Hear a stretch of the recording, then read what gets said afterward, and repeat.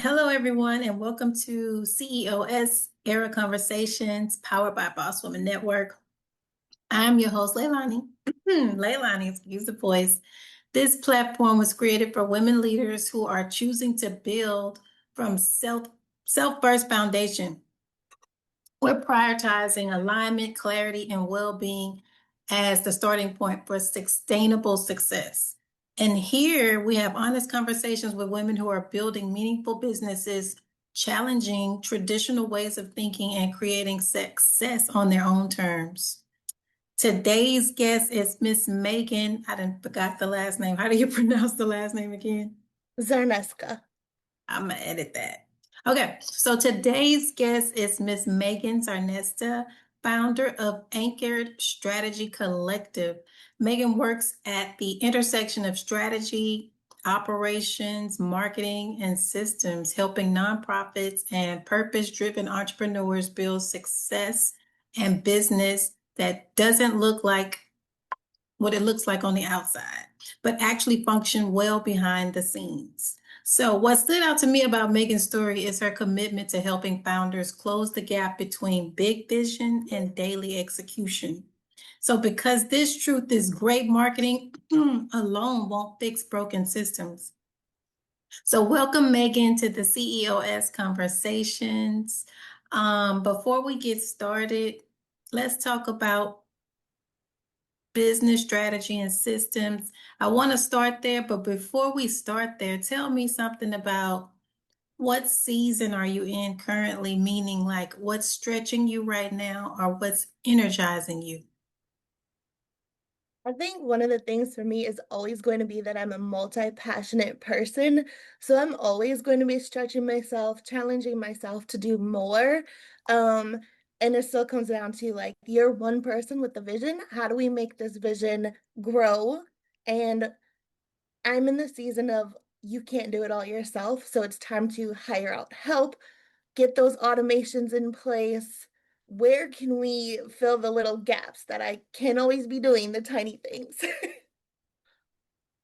Understandable. And that's the tough part, figuring out those gaps. Um, you describe your background as like a non-traditional, in the best way. And I love that. Walk us through the journey. Who was Megan before Anchor Strategy Collective? Did you always see yourself as an entrepreneur? No, I didn't. So I will say that's where my non-traditional stuff came in. I grew up believing that I was going to work in healthcare forever. I was going to help people. As I went through my healing journey, don't get me wrong, like helping people is still a root of who I am. Um, but I thought I was going to work in a hospital. There's dreams of being a doctor, being a dreams of nurse, and looking back, especially through my healing journey, I was like, oh, that was rooted in some childhood trauma. Mm, And that's also why I ended up in a non-traditional route, right? Like there was just things that weren't discovered about me yet, the constant self-sabotage, the pivoting. And so I would start school. I was always more than capable. I was a 4.0 student, graduated number 4 in my high school class. I had wow. scholarship offers from everywhere, but I didn't have the consistent background. So I took on my parents in two ways. I have my mom and then I have my parents. And it's my dad and my stepmom. And even my parents, who are my more healthier side of my family and the more stable side of my family, were like, we never went to college. You got to figure this stuff out by yourself. And I was like, Oh, cool, we're 17. um, and it's okay. Like I made mistakes along the way. And I think that's also what I don't want to say drives me now, but a lot of fear that people have that are like, oh, I'm going to make a mistake. I've made a lot of mistakes and I've always yeah. come out on the other side, whether a new door has opened, a new opportunity, or I saw myself in a new light of power. It's like, oh, like you are capable. Like, yeah, you lived through your worst day ever and we're still here. Um, and so non-traditional, yes, I had scholarships for school, but as we very well know, they don't always cover your basic living. They don't cover your food, all of that stuff. I didn't have a lot of that during that time. So it was like, yeah, sure, you have classes at 7 o'clock in the morning, you have classes at 8 o'clock in the evening. When are you supposed to work full time to pay for the roof over your head, pay for the food over your head? And I finally got to the point where I was like, this isn't working for me.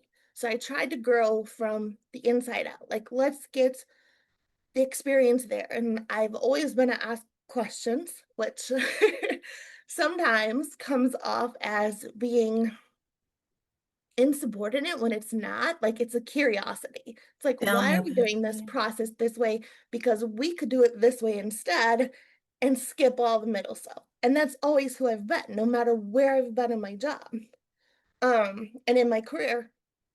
And so I am back in college now. I'm 2 semesters from graduating with my BBA in finance. Oh, I'm congratulations. Thank you. 4.0, I was on the president's list last semester, dean's list. This, so again, it was never that I wasn't capable. It was that the environment and my circumstances and not having certain knowledge about myself. And I shared this in Hmm. my, when we were talking earlier, when I shared my information with you, I do have chronic illness. I do have AuDHD, which is autism and ADHD. And so I just learned those two things in the last 2 or 3 years. It's Wow.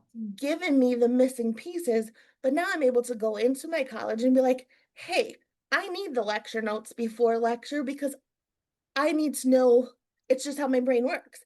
And because I've had that information, I'm excelling. But now I can apply it to how I show up in my business, which means my business is now thriving instead of looking like a whole bunch of chaos.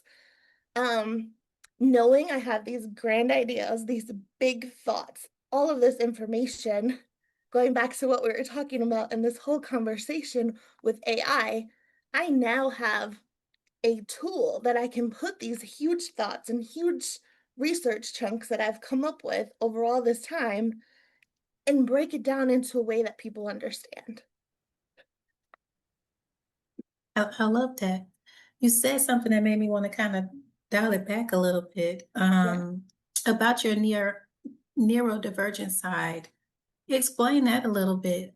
You have ADHD and autism combined. For those that don't understand that or didn't know they could be combined, what are some of those symptoms? Because a lot of times people don't get it diagnosed till they're in adulthood. Yeah, for me, it looks like a lot of being able to mirror and mask. So one of the biggest things for me, and actually um, has kind of come up in a flaw, I mirror a lot. So how someone else shows up in a conversation is how I come up in a conversation. And so sometimes people will think I have a specific tone or like I'm mocking them or maybe their accent. It naturally happens for me. Like, Oh, for example, I went to Arkansas once for 3 days, and you would have thought I was born there. Like, I came back sounding like I was from deep country Arkansas, and wow. my dad was like, but that's just on a very small level. I tend to be more in the world of very black and white thinking sometimes, where it's like it has to be this way. Um, Mm, and if it's not this way, you don't know what you're doing. And I have to take that back sometimes and be like, well, can two things be true at once? And I went through about like 6 to 8 weeks of therapy where we just focus on that. Like, where is the wow. nuance? Where is the gray area? Um, and it's helped me a lot again in business as I'm taking in information, as I'm taking in how to show up online. Um, Sometimes I'll hear things I'm like, well, I can't post content because it doesn't look exactly like this. But then Mm, you have my ADHD side there where it's like, no, you're gonna get all parts of me and you're gonna see it and you're gonna see the hands fly and you might get a weird in the middle of my thoughts. The brain will still buffer, and that was a challenge for me in traditional corporate work because people would assume that, like, I don't know if you've there was a video going around once where it's like you can visibly see someone with like neurodivergence, their brain will start buffering mid conversation where like they can't get the really? word out. And we know Ah, exactly what we want to say, but it's like hmm. And in the corporate world where you're supposed to show up polished and you're supposed to have Right. certain speech patterns, people automatically look at you like you don't know what you're talking about. And it's like, Right. no. Um, so learning to just be that on camera, let it flow. Yes, there are times where I've had like long gaps, um, where the stutter is there, the stuck is there. And yes, I will use an Mm. editing tool to pull it out if it's like 2, 3 seconds. But there are also times where I've misspoken and I'm quick to put the right word in there. I'm like, nope, this is what I mean. Mm. And I feel like that has also helped people come to me in business and confide in me in business because they're like, oh, this person is just like me. And it gives Mm. them an empowerment to show up as like, yeah, this is it. What does it look like for boundaries in work? I have to have playtime. I have to. Mm. So yesterday, right, it was Juneteenth Day. Milwaukee has one of the longest running Juneteenth celebrations ever. So that's always going on. We had a music festival going on. So I was like, okay, you're going to work from 9 to 11. 11 o'clock, you shut it down. And that's what we did. And Oh. went out and had a grand day.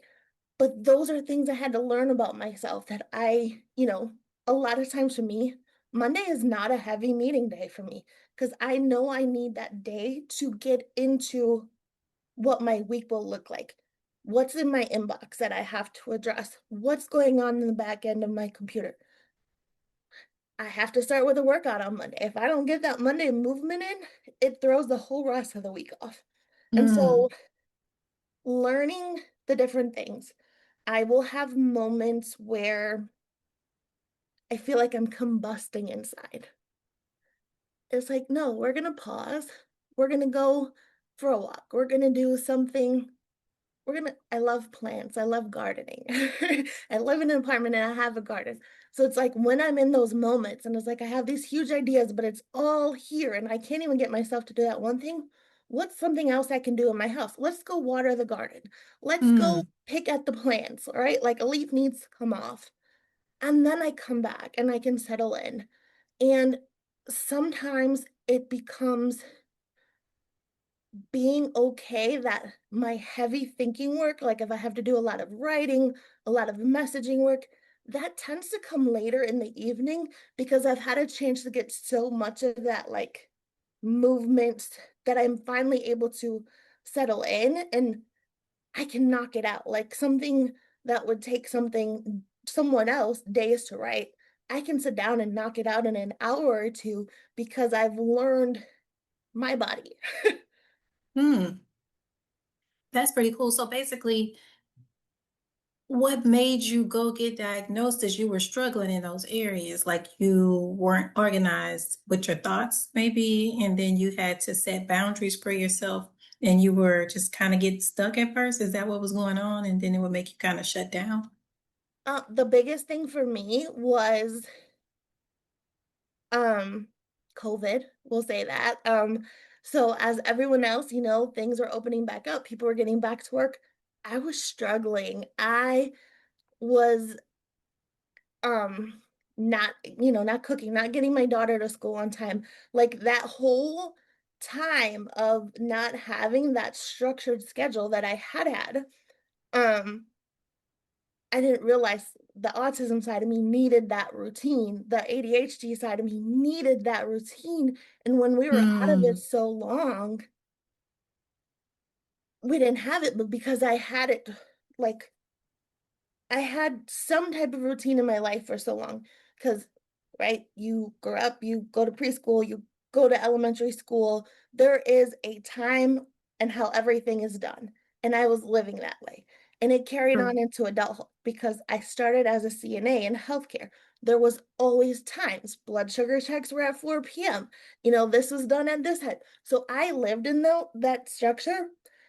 I worked, 2 p.m. to 11 p.m. So 12 p.m., I was at the gym. I was taking a shower and I had all of that. And moving in, I was just able to adapt my life that way. But once COVID and all of that was gone, I couldn't get back up and I was stuck in what we thought was a depressive cycle.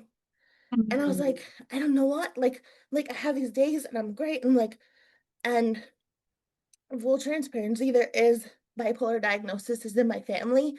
And this is Mm. like the time that I was going through this was about the time that it had shown up for most of the people in my family. And so I went to my Oh, doctor and I was like, we're trying this and it's making me worse. We tried this and it made me like way this way or way right. I'm like, we gotta get to the root cause. I'm like, maybe it's bipolar because I have these moments where I'm like, yeah, let's go, let's go. And then all of a sudden I'm like back to barely getting off the couch. So I oh, am yeah. very fortunate to have the doctor that I have. I tell her all of the time that she has saved my life multiple times. Oh, And we talked about it and she's like, yeah, I think you should go get tested. And long and behold, we found out that I have autism with ADHD and then mm, complex PTSD, which means that you were live life under a lot of different traumas throughout your life that like build up on mm. top of each other, as opposed to not regular PTSD, but PTSD by itself is like one traumatic event that you're learning, where CPTSD is like a compounded amount of traumatic situations. Wow. Yeah. That's quite a bit to overcome and to learn how to, I guess, navigate that in the world and still Yeah. be successful and Yeah. press forward. And I So, think that's the other thing that I had to come to terms with. What does, and it's not a limiting belief, it's more along the lines of what does success look like for me? I may not be a Fortune 500 company because I'm not going to be happy in that role. Like, yeah, I am going to be happy where I have these bursts of joy, where I can take a whole week off and not worry about responding to the emails. I don't want to be that entrepreneur. yeah, I'm like, I'm out of the country, don't email me, but I do have this person to help me. yeah, that is the life. Yeah.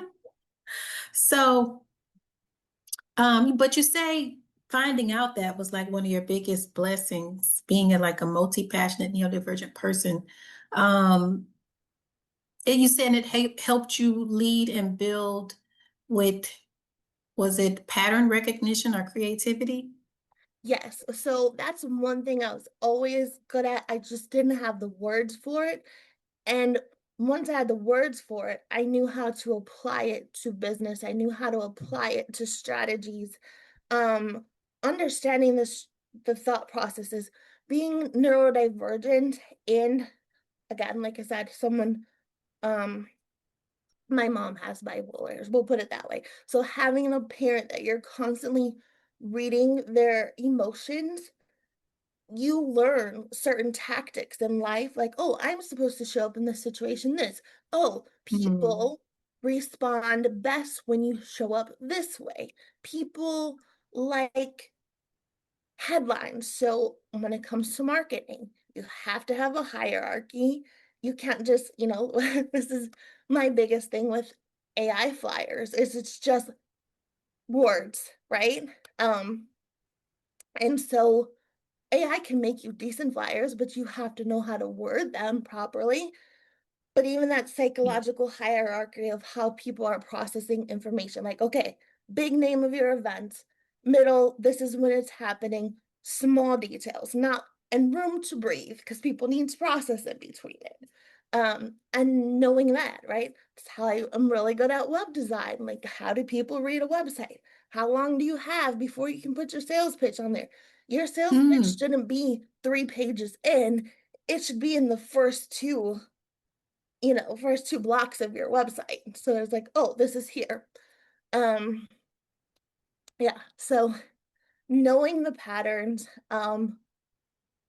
and then operations, because I am moving more to operations, consulting. And then I have people that I'm partnering with Anchored Strategy Collective to do the actual execution and marketing work, because I'm always going to still know that. But when you get to the point when you are ready to hire on, what are your processes? It can't all live up here because it's just going to feel like more work when you are hiring that person. So we have to start documenting it. But how do people process the information you feed them, right? So one of the things I've done with the nonprofits I've worked at is an onboarding checklist, and it links, here's this document, and they have to sign it at the bottom. But it breaks it up. It's the check mark. So their psychological is like, woo, we're getting done with it, right? It's not just this long line of papers that they're reading. Making sure you're incorporating videos into your onboarding, right? Like if there's a certain way you do something, yes, let's use Loop. Windows now has a screen recording option. Canva has a screen recording option. Like, how can we make your systems and your processes work for your team that you're bringing on? Or God forbid something happens to you and you do need to bring in a VA because you can't work full. What are they following? Like, what are your guidelines for how you like to set up your calendar? Maybe you only do one interview a week.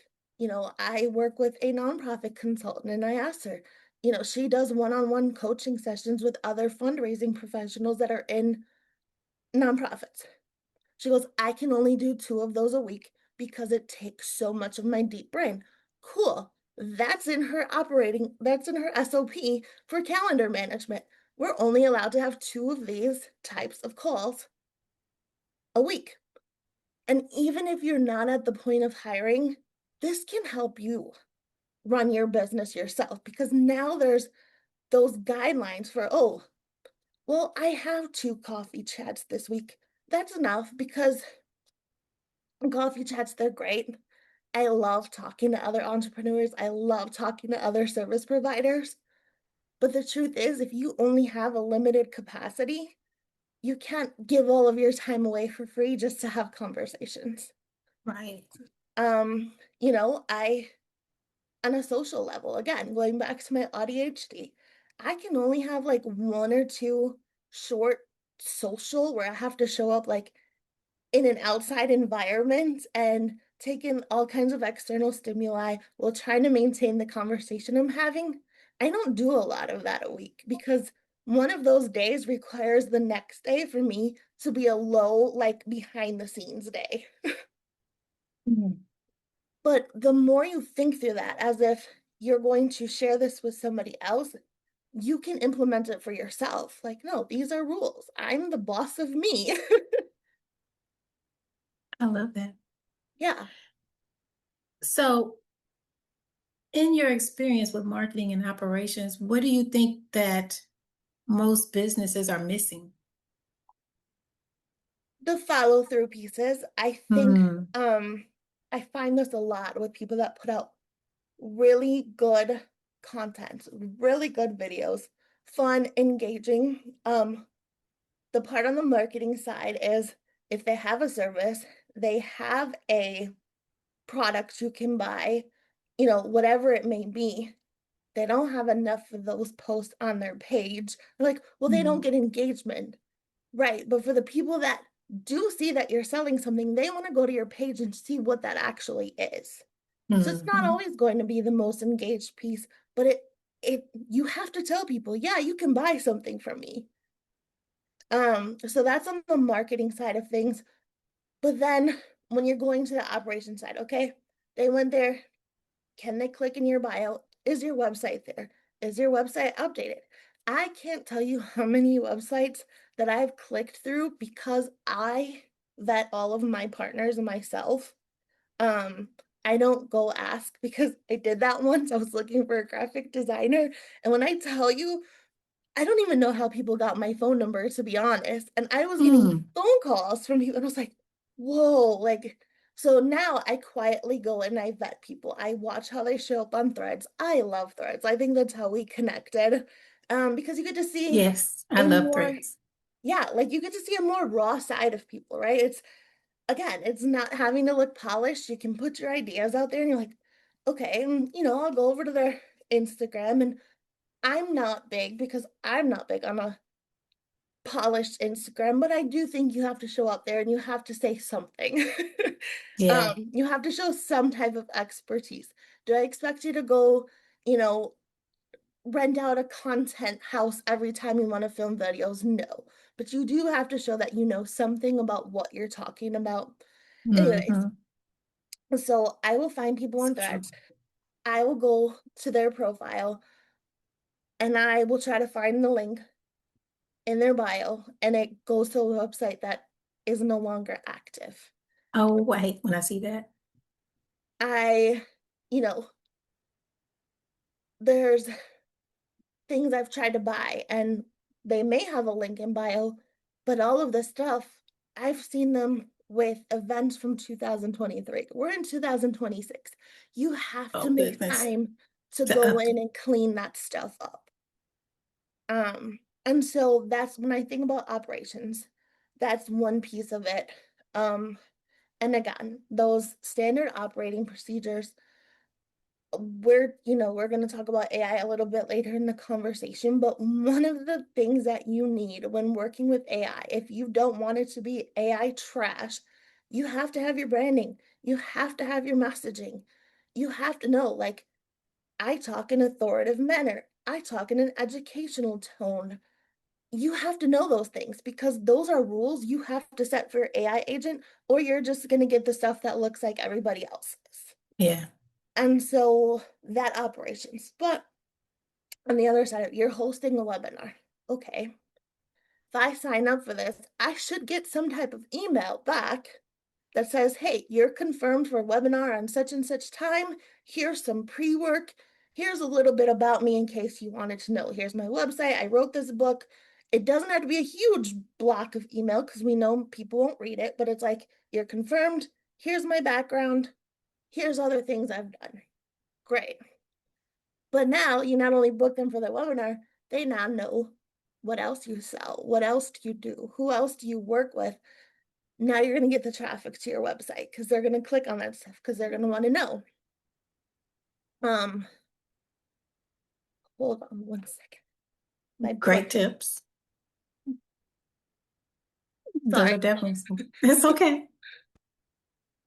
That is okay. Those are definitely some great tips. So since you did bring up AI, tell me about AI and how is that working with you? Is that's the service that you offer is AI systems in the background, correct? Yes and no. I can do Okay. automations. I can do um I've done all of this stuff by hand before I even started working with AI. I use AI as an efficiency tool. Um, I love it for creating mockups for people. Like, I do design and build the websites myself that I have done. But Oh, it's great when I'm like, hey, Claude, I want, yes. this homepage to look like this, the hero section here, this here, and that's like, I don't feed it, say, Claude, make me a website. Like, I feed it what I wanted to show. Can you show me a Hmm. mock-up? Then I have a link to show a client. Now I'm not spending hours building a wireframe. I'm not spending hours, building the pre and then sending it to the client and be like, hey, is this good? It's like, no, here's the mock-up. Yes, it's going to have your actual logo. Yes, we will adjust the colors to be more specific to your brand palette, but here's the messaging we're going with. Here's what it will be. That saves so many hours. Sure does. I love it. Now, would I tell you, I go I go back and forth on this one because I know there are a lot of people using Claude coded websites right now. I believe you still have to personalize them. I love them. Um, but we are getting to the point, just like with ChatGPT, you can see a website that was made in Claude. They use no matter, well, again, this is where the branding piece comes in and having your fonts documented, having your, like, I have a very strict no script rule, like, script cursive writing on Mm. on anything that I design in Claude, on anything that so I just started work with a content person. So I sent those rules to her. I'm like, I don't use script because it's not ADA compliant. And Mm. I want to be an accessible brand as someone that has disabilities myself. But I also don't want to be sued. And you can be sued for your stuff not being ADA. I have a no font under 12 point, because again, that's not ADA accessible. I did not know that. Yes. Just learned something new myself. Um, and those are things that you can be sued for. And unfortunately, people are scouring web for things that they can sue people for. And if you're showing up as a business, you have to follow those guidelines. And that's another rule you can put into your AI agent. Please make sure whatever you're feeding is ADA compliant. Please make sure whatever it is, right? You can feed that into there. Wow. And yeah. And so again, kind of like having the operations, what do you stand for? Who do you work with? It all needs to be documented, because for your AI agent to do things the way you would do things or enhance the way you would do things, you have to have a starting point. That is so true. So tell me this, Anchored Collective. I said that right. Tell me exactly what your business does and how it implements AI into it or your customers' services. Yes. So I work with, let's go backwards. So my business is to work with nonprofits and purpose solo entrepreneurs. It looks like coaches. It looks like physical therapists. It looks like therapists. It looks like other nonprofit consultants. And what all of those things have is in common is a limited capacity for what they can do themselves. So what I found over and over again, when I was working as a strategist, when I was working as a coach, I was handing off these plans, and it just became another long to-do list that they just didn't have the time to do. So it's like they were investing money, but they still didn't have the time, or maybe the knowledge, because therapists want to be in their gift. They want to work with people. They don't want to be behind the scenes tinkering in whatever web hosting platform they're in. Like that True. takes time from them showing up for either themselves for decompression time or for showing up for another client. So I got over to Anchored Strategy Collective because I wanted to do the strategizing.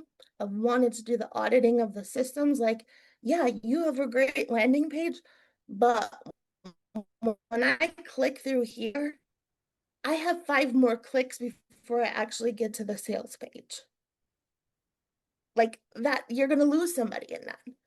So we need to fix that. I have someone on my team, I have a partner that will do this for you. So then it becomes a package deal. It's no longer just a to-do list for the person. It now gets done. And like I said earlier, I vet all of my partners myself. I go in, I look at what they do, I watch them, which might sound creepy, but I watch how they're showing up. I watch what other people are saying about their services. Are they tagged in other people's like, oh my gosh, this landing page you built for me is so gorgeous. Like, I worked with this person on ads and my revenue went up. They're okay, you're now on my radar. And Okay. so I didn't want to do the agency model. I wanted whoever I worked with, whoever I partner with to do the execution to get paid the same amount as if they were to go find this client on their own, because I think that's fair.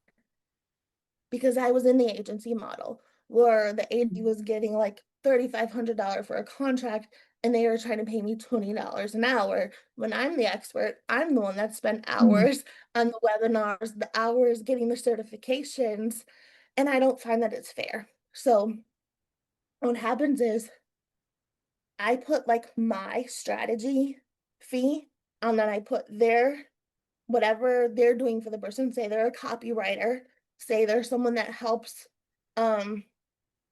a therapist get their messaging, like who is their therapy for, who do they help, right? So we get that messaging in a nice box so we know who we're talking to. I charge whatever their fee would be had they found that person. And then we just, so it's collaboration really. There's no like, Okay. and so the AI side of that comes in with, I will talk, we will have a Zoom like this or in person. I take a lot of notes. And then I will go back to Claude and I will say, put this in a pretty plan of this is step 1, this is step 2, this is step 3. Again, it's all my thoughts, but it breaks it down so that someone else can understand it. There's milestones. So no, like part A of the project is this, part B of the project is this, part C of the project is this. Again, like I said, if it's redoing the messaging or someone's website, I can say, hey, Claude, show me a mock-up of this, right? So then we might be working with someone with a restaurant. Like, what is your website going to look like for your restaurant if we do this in the way that a customer would look at it? And so then I can show them that. But we do the work. We're not just sending you an AI website, just the mock-up part of it. Hmm. Okay. So that makes sense. And then you collaborate with other people. Mhm. I love that. So how do people get in contact with you if they would like to collaborate with you, partner with you, or either buy into your services? So I have the website anchoredstrategycollective.com. I am on Instagram as Anchored Strategy Collective. I'm on Threads as myself, actually, authentically Megan. No spaces, one word.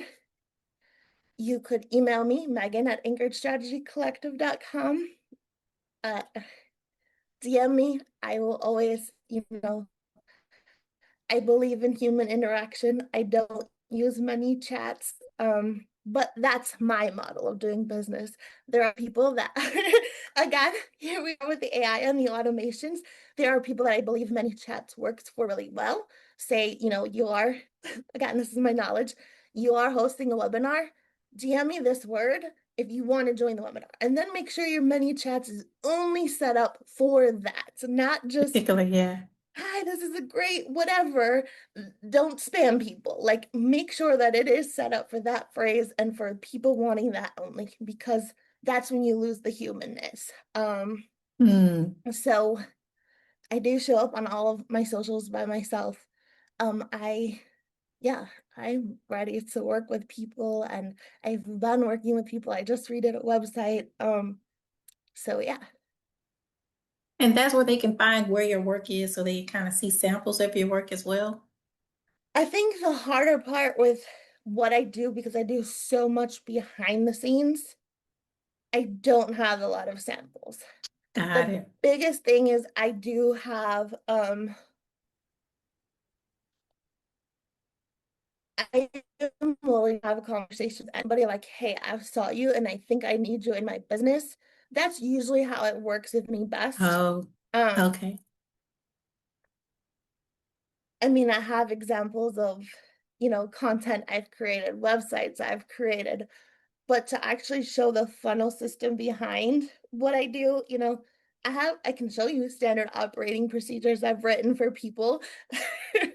But really when it comes to operations and the gap, every business is going to be a little bit different. So true. And so I think that conversation is always the first starting piece for me. Okay. So what do you think about AI now, as far as like the growth as it grows and continues without accountability? What do you think about it as far as the future? So one, I think people need to understand that AI has always existed in some form as we've moved technology first. It's just gotten to the point of generative AI and large language, right? LLMs. Yes. My biggest thing is one, we need to stop being afraid of it and we need to stop being anti-AI, because that's when we lose the ability to be innovative, to push regulation, to understand, right? So the huge thing right now is data centers and how much pull they take on natural resources. There are actually data centers that are closed loops that are not pulling on those natural resources. So they're using the water within to cool. Do they cost more money to build upfront? Absolutely. But if we stop living in that, like, oh, no more AI, we lose the ability to implement those regulations early. Like, sure, you can build in this area, but it has to look like this. You have to use this technology. And then the flip side of it, being in the economy that we are, being in the government that we are, what is the community going to get out of it? Okay, yeah, you're building in our neighborhood, then 2% of your has to go to our school district. Like 2% of your profits has to go to our school. Like, what are we going to do to better our environments? And what are we going to do to better? Sure, you can build in this neighborhood, but then you have to help us put money towards rehabbing our library. We have to stop Right. doling out all of these tax cuts for these companies to come into our area. And how? Because they're going to build regardless. So how do That's we true. make it benefit? How do we uplift our people?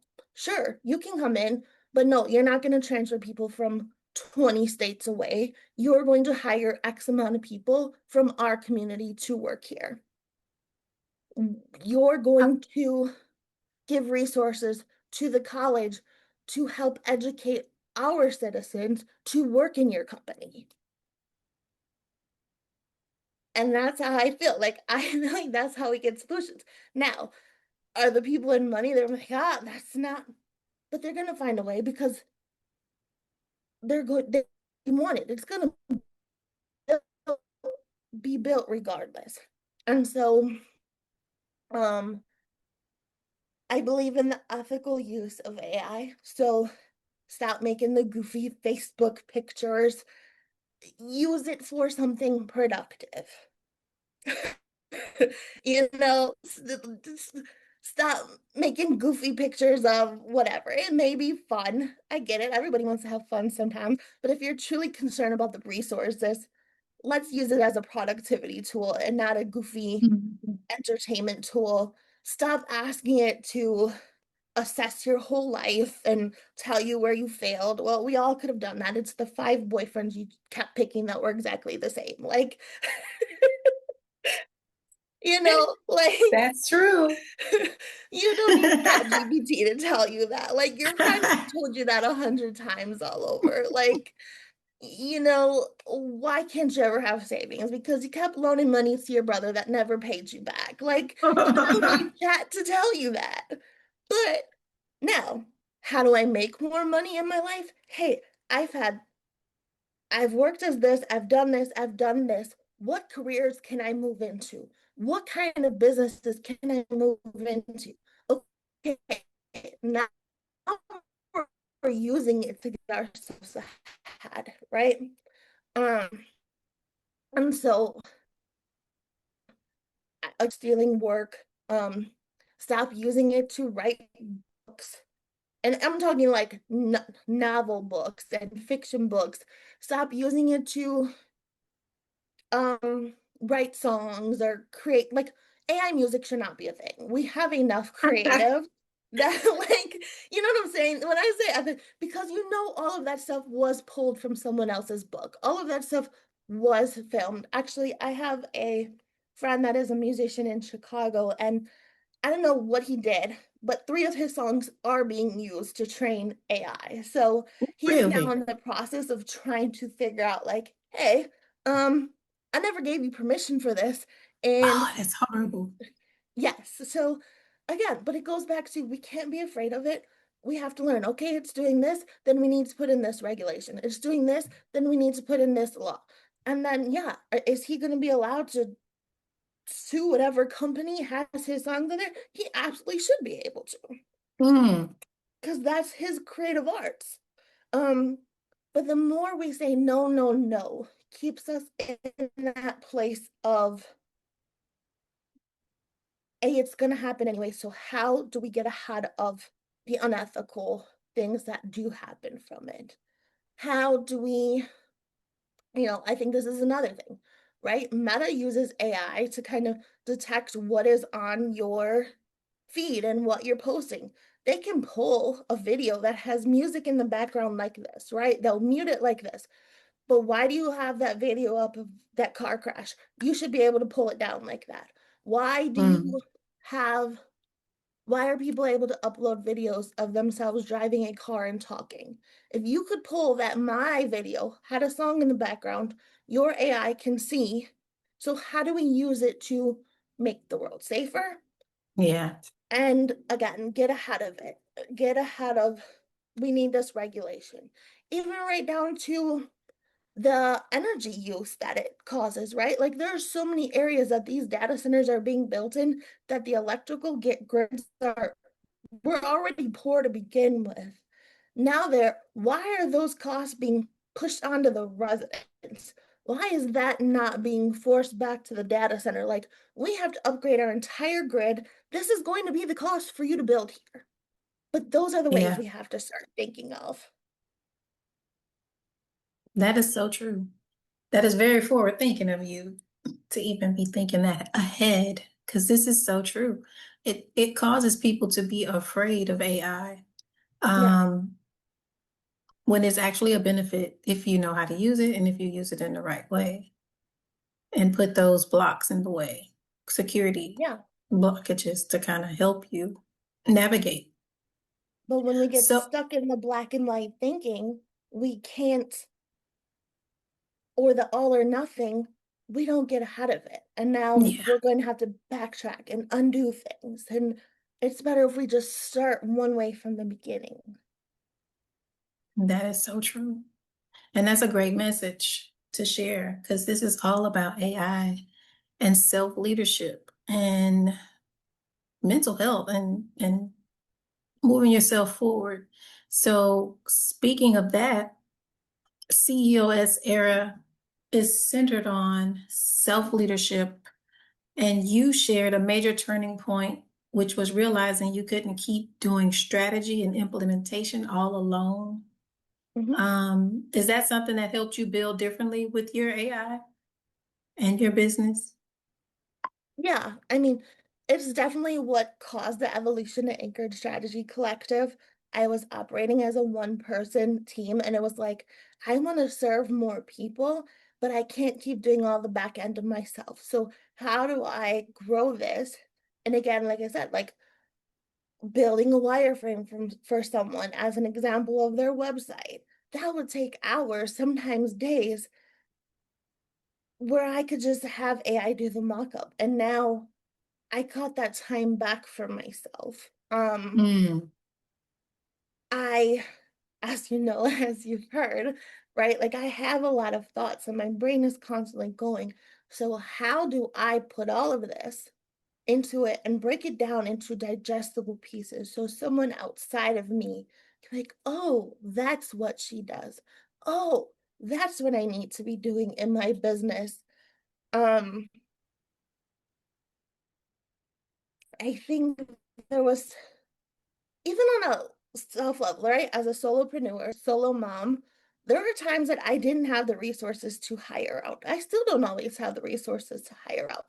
So there are times, and even when vetting opportunities, right? I will go into AI and I'll be like, I need to learn about meta ads. Please give me XYZ courses. They need to have, I know enough um to know the details of, I don't know exactly how to explain this. um, to be able to say, if I want feedback from AI on something, let's put it that way, right? Like, mhm. don't give me Reddit. Do not use Reddit responses. Do not use Facebook or Instagram. Like, pull from educational materials, pull from research and actual data when giving me your results. And I think that, again, it's empowered me to be like, no, these are real facts. Um, and so I do that a lot in business. Or if I need to hire somebody out for something, I never actually was someone that did Meta. Like I've never done ads for Meta. So if I'm going to Mm. hire something, I need a set of guidelines. So I will say, hey, Claude, Claudette, as I fondly call her, I'm looking to hire someone that knows how to do ads for lead generation. What are 5 characteristics? What are 5 things I should look for when interviewing them? I have a tech startup company that wants to bring me on as an operations consultant right now for their AI software, and they came in from a very cold lead. It's been a great conversation. There's been nothing that's been like, okay, this is like fake, this is scam.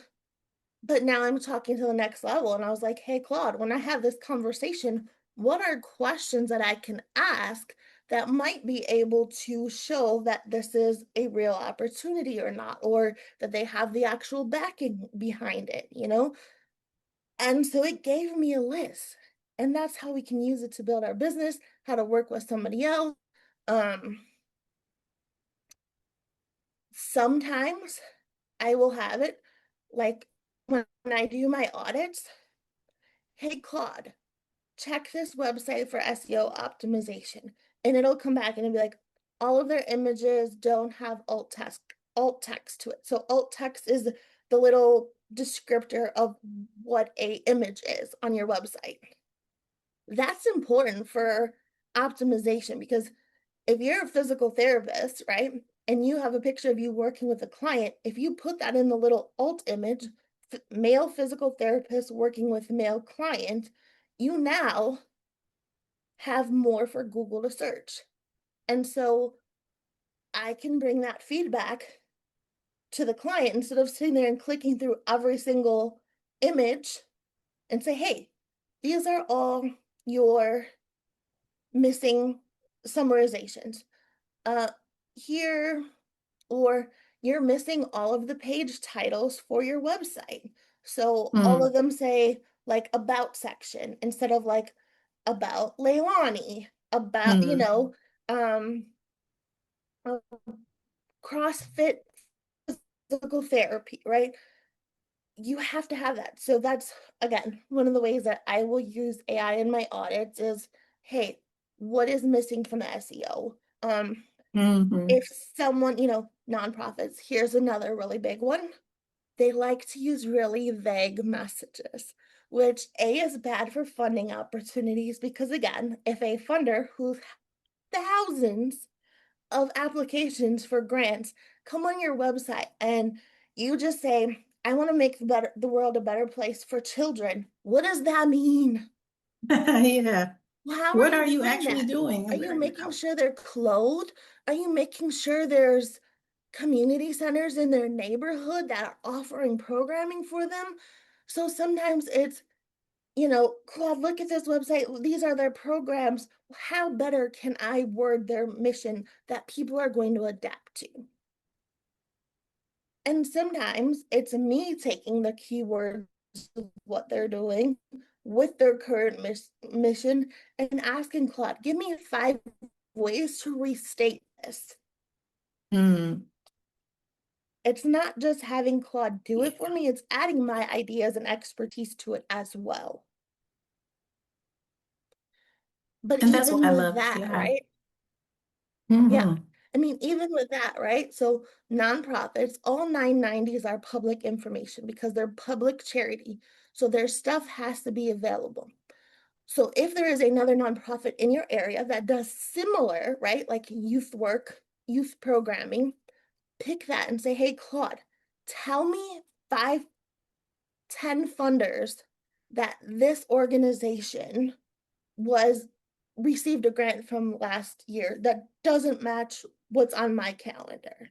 And now you Smart. found quieter funders. Now, a lot of them you'll have to go in and do the legwork of building a relationship with them because quiet funders don't want you just sending yourself like, hey, fund us.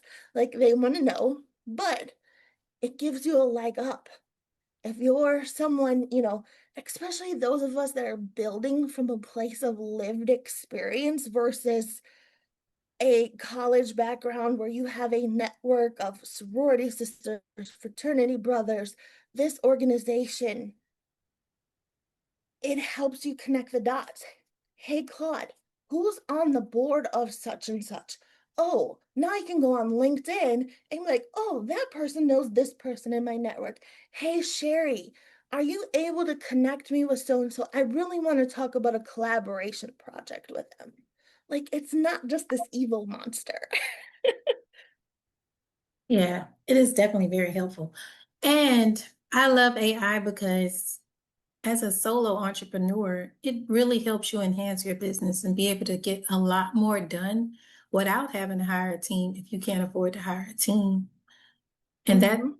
to me is self-leadership in itself. Excuse me, because Or making go ahead. hiring someone more efficiently, right? So Yes. like you may only be so I'm team hire out, but also you may only want to hire out for your landing page. So again, right? Like, what do I need to see in the person I'm hiring? How can I package this so I get exactly what I want? So that you're not wasting money. You're doing it efficiently and affordably. And I love it. And that is so true. Even if you're not doing it all yourself, but AI can help you find the right people or person to hire to help you in the area that you are struggling in, even as a solo entrepreneur. Yeah. For me, it even, I know you said that you don't like to talk to it about personal things. Like, you dated those 5 guys over and over, and that's why you go.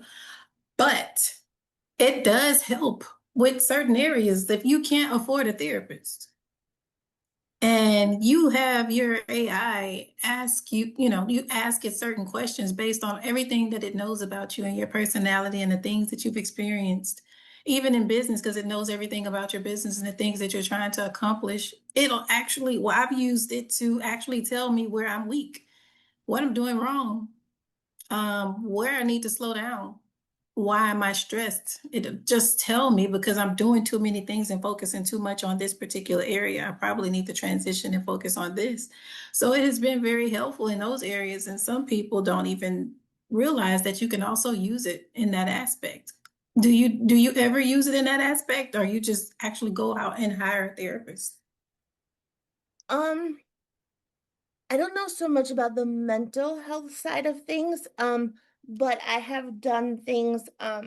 So I mentioned that I have chronic illness. One of those things is polycystic ovarian syndrome. Don't know if you're Mm, familiar, I've but heard. there's like 3 to 4 different types. Insulin resistance is big. There's also something called leptin resistance, which is basically your hormone that tells your body to lose or gain weight. And so Mm, a lot of weight loss programs don't work. Where some people can cut out soda and lose 10 pounds in a month, someone with PCOS may do that and only lose one. So I mm, have gone in and been like, this is my capacity. I have a daughter in 100 different sports. Like, I'm a solo business. Please give me a plan that is sustainable, you know, that I can follow. And it'll be like, you know, 5 days a week, you need to do this for 5 minutes, and you need to do, not need, but it'll say, do this 5 days a week. Make sure you're doing, 15 minutes of yoga to de-stress because, cortisol and stress levels can actually cause you to hold weight. And there's a whole process behind that. I also have a coaching program called Hot Mess to Masterpiece Coaching. And the background on that side of things was weight loss and personal training because I didn't see trainers that looked like me. I didn't come across trainers that understood like my chronic mm. illness. And so that's where I can talk about this for another 2 hours. However, I have gone in and I'm like, hey, this is it. I need, low glycemic index food. So you're this, create me a meal plan.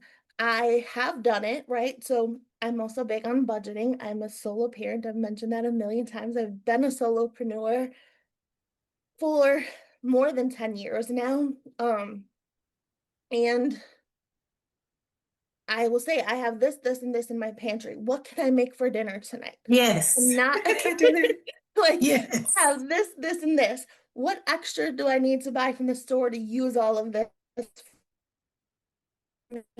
meal? I want to put 6 months, here's another idea, on the finance side of things. I want to have X amount of money in my savings. This is what I currently do. These are my skills. What can I do to increase my revenue, intake what's my intake to hit this bucket, and how do I need to set that up? Sometimes it'll tell you, like you said, girl, you need to raise your prices. Yes. Like, we've been talking for months now, and your skills are way above what you're charging. And then, like you said, there's the whole mental piece side of that, where it might ask you some questions like, why are you afraid to raise your prices? Yes. I recently, especially moving over to the Anchored Strategy Collective, I had to come to the fact that my services aren't for everybody.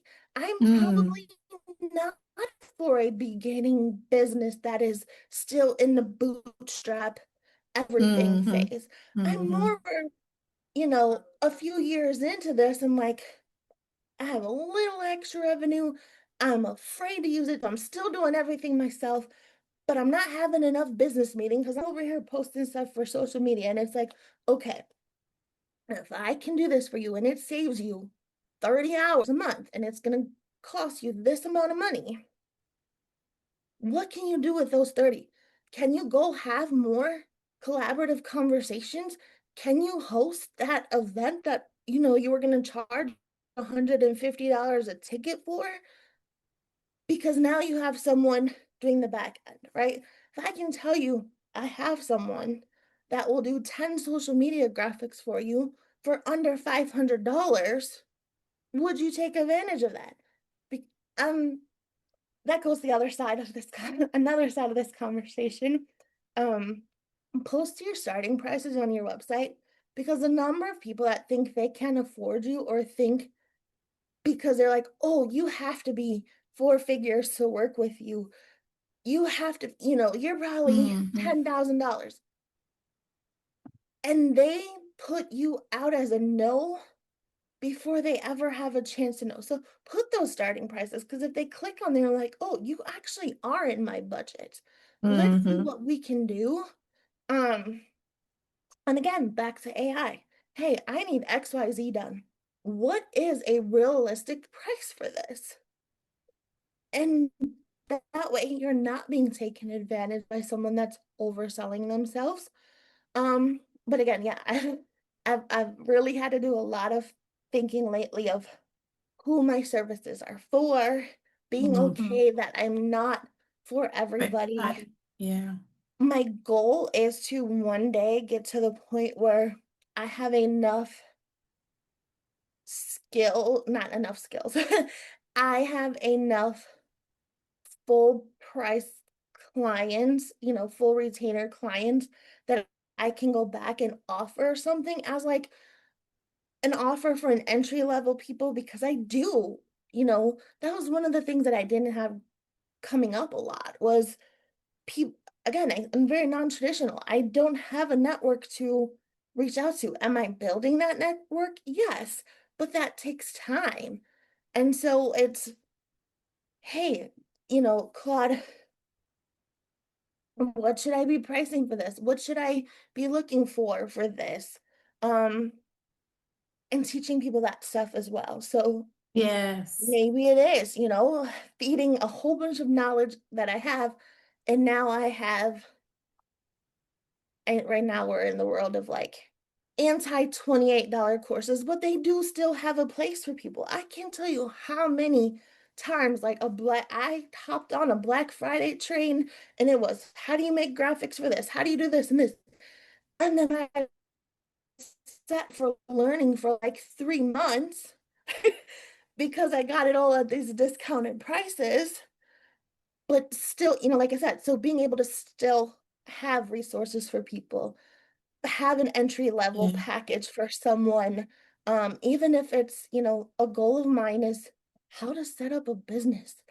There's Mm. so many people that are just like, and I respect it. Like, I'm a hustler myself. Like, if I'm gonna go on a vacation next week and I don't have the income right now, I'm gonna go find a gig work to do. I'm gonna go find like, you know, 3 Go restaurants make in it my happen. area that need their menus redone, right? Like, hey, your menu's a little messy. What can we redo to strategize this? Like, that's how my Mhm. brain works. Um, and that, you know, history of survival, like you're gonna do what it takes.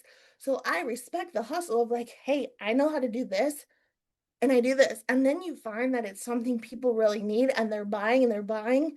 So, okay, let's turn this into a legitimate business. What do you need first? Like, I would love to have a course on that because there are not a lot of courses that teach you like from day one, like, oh, cool, I'm going to turn my side hustle into a legitimate business.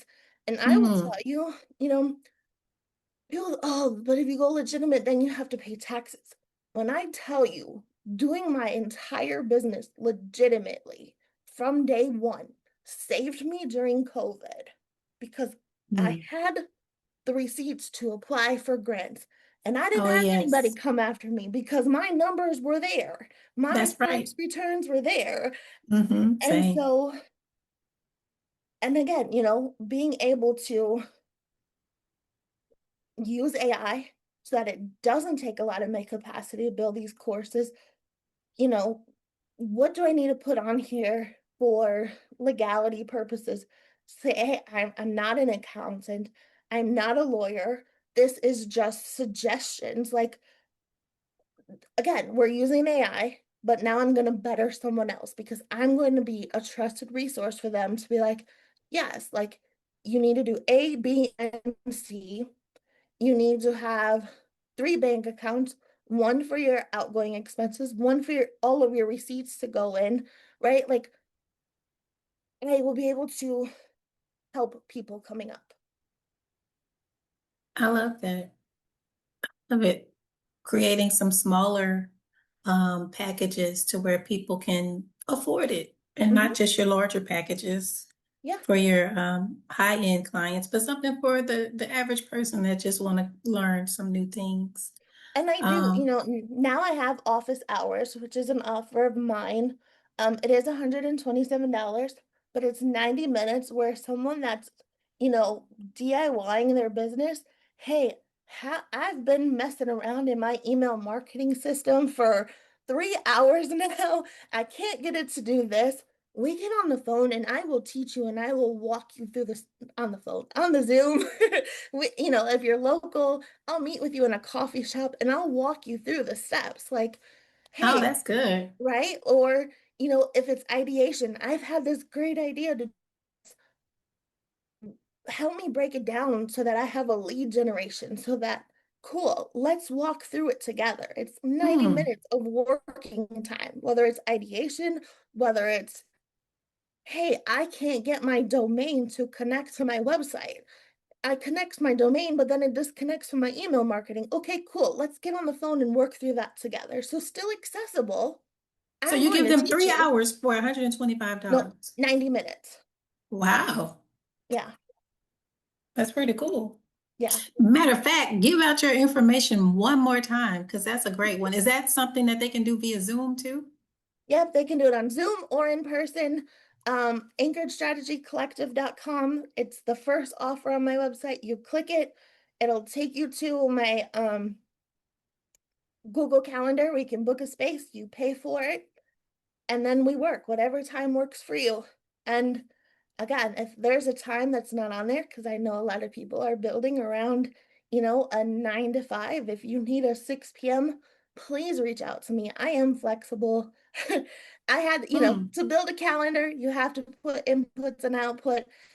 I can't leave myself open 24/7, but I am a flexible person. I believe, again, you're building something around being a mom, you're building something around whatever it may be. Your working brain comes on at night like mine does. Cool, True. let's work in the evening. Now I can't offer it every day because that's boundaries and that's taking care of self.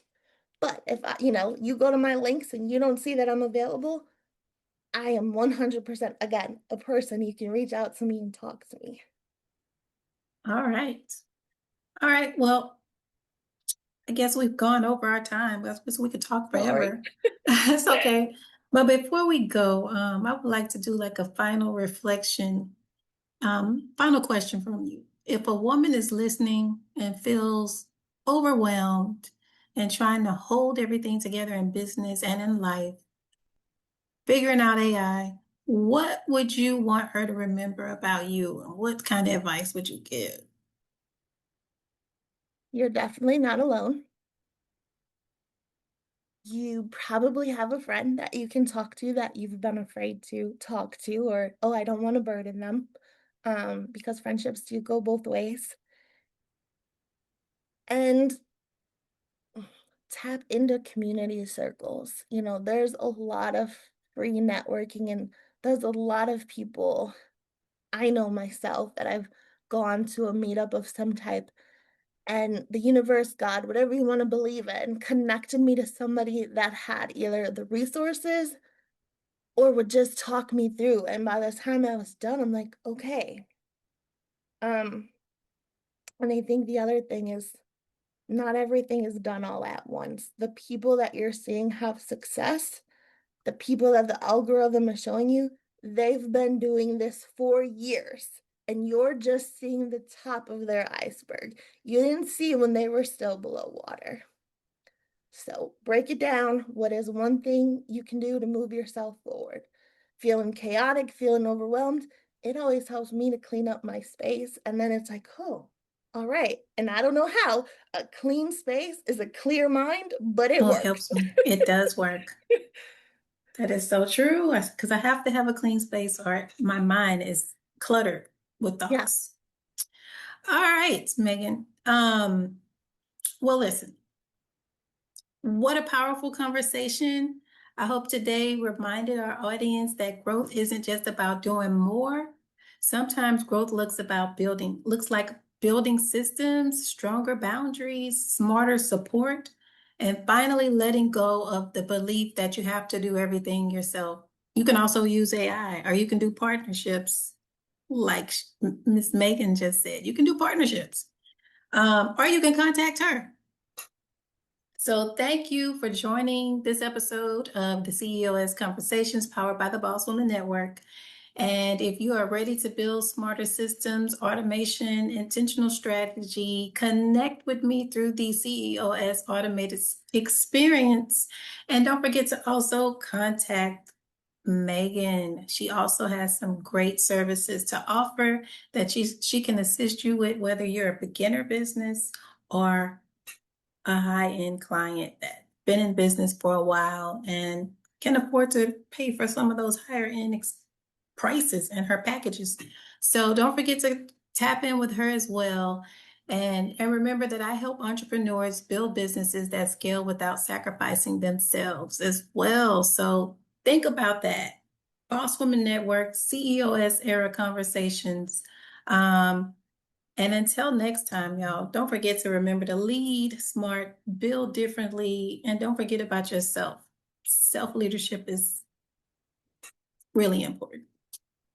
All right, Megan, well, thank you so much for joining me today. And I hope you have a successful business and everything you touch is just exploding with success. And so until next time, bye. Bye. Thank you for having me. You're welcome.